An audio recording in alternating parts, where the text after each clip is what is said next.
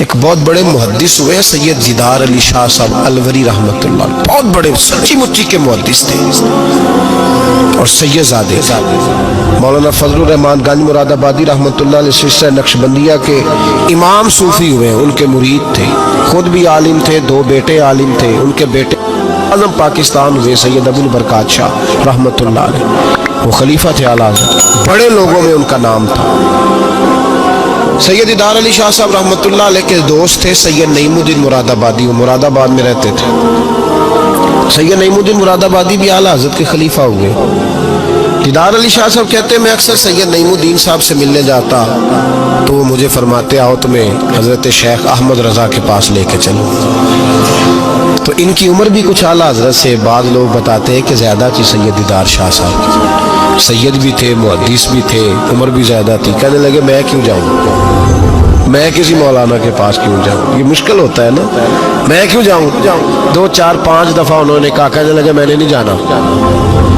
کہتے ایک دن میں الور سے ملنے گیا ان کو مراد آباد، تو وہ بکسہ وغیرہ باندھ کے تیار بیٹھے تھے۔ میں نے کہا کہاں جا رہے ہو؟ کہنے لگے میں بریلی شریف جا رہا ہوں۔ کہنے لگے یار سید ہو کے عالم ہو کے آپ وہیں ہر وقت پہنچے رہتے ہیں۔ کہنے لگے یار ایک مہربانی کر، آج چل تو صحیح میرے ساتھ۔ کہا چل تو صحیح یار۔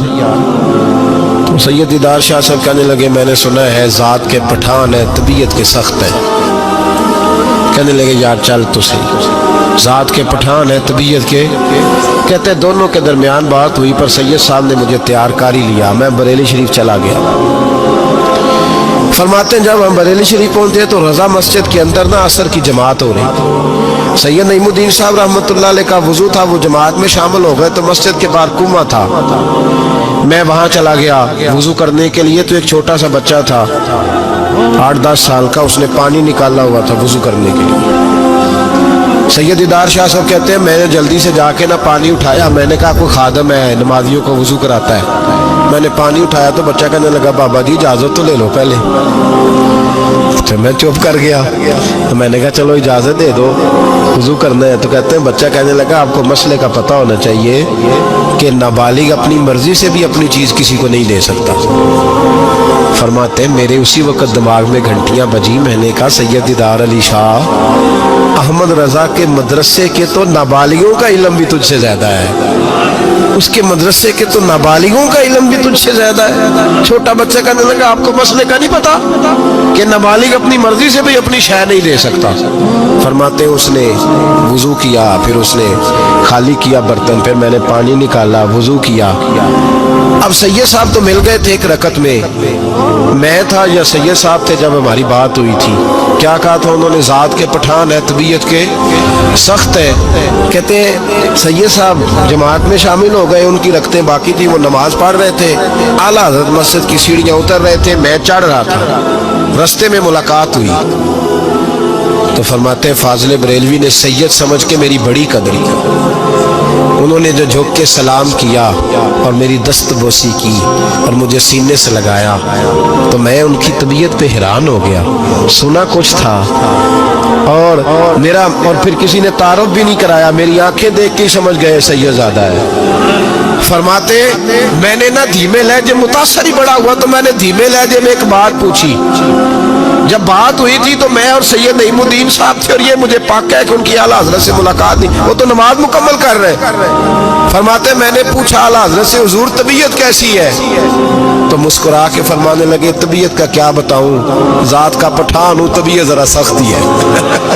کیا بتاؤں تمہیں طبیعت کا، ذات کا پٹھان ہوں تو طبیعت ذرا سختی ہے۔ فرماتے ہیں بس میرے وجود پہ تو بجلیاں ہی دوڑ گئی، میرا تو حال ہی غیر ہو گیا۔ حال ہی اولیاء کیا ہے؟ جواسیس القلوب، او بھائی یہ تو دلوں کے جاسوس ہوتے ہیں، انہیں تو خبر ہوتی ہے پہلے سے، پتہ ہوتا ہے۔ فرمانے لگے بس ذات کا چونکہ پٹھان ہوں تو طبیعت ذرا سختی ہے۔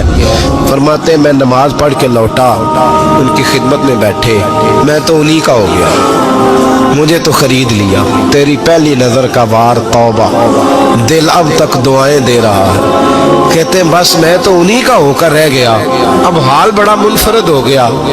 کہتے ہیں جانے کا وقت ہے تو سید نعیم الدین صاحب فرمانے لگے چلے. میں نے کہا آپ جائیں, میں تو ادھر ہی رہوں گا. اعلیٰ حضرت رحمت اللہ علیہ بصیرت کی روشنی, تقوی اور ساری زندگی دس کہہ دیا رسول اللہ سے پیار کرو, نبی پاک سے ساری. اور پتہ ہے زندگی کیا تھی فاضل بریلوی کی؟ نعمتیں بانٹتا جس سمت وہ ذیشان گیا, ساتھ ہی منشی رحمت کا قلم دان گیا.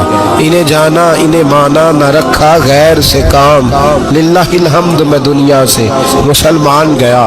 اور مدینے جاتے تھے تو در رسول پہ کھڑے ہو کے کہتے تھے چمک تجھ سے پاتے سب پانے والے, میرا دل بھی چمکا دے چمکانے والا. میں مجرم ہوا کا مجھے ساتھ لے لو کہ رستے میں ہے جا بجا تھانے والے. اور پھر تڑپ اٹھے کہنے لگے جھوٹے ہیں جو محبوب کی زندگی کے قائل نہیں. تڑپ اٹھے, دو قسمیں اٹھائی ایک شعر میں, کہنے لگے تو زندہ ہے واللہ, تو زندہ ہے واللہ, میری چشم عالم سے چھپ جانے والے. فاضل بریلوی رحمت اللہ علیہ نے ڈھانگی بدل دیا, رانگی بدل دیے, عشق رسول کی تحریک بن گئے اعلیٰ حضرت. جہاں ان کا نام آئے گا ساتھ حضور کی نعتیں بھی آئیں گی, جہاں ان کا نام آئے گا حضور کے حسن و جمال کا تذکرہ بھی آئے گا, جہاں ان کا تذکرہ آئے گا وہاں محبوب کی غلامی کا ذکر بھی آئے گا. اعلیٰ حضرت کا جہاں ذکر قیامت تک کیا جائے گا تو لوگوں کے دلوں میں جو چیز حرارت بن کے ابھرے گی وہ رسول اللہ کی محبت ہوگی. میں اکثر کہتا ہوں ہے یہ پیغام حضرت احمد رضا, بارگاہ نبی کے رہو باب.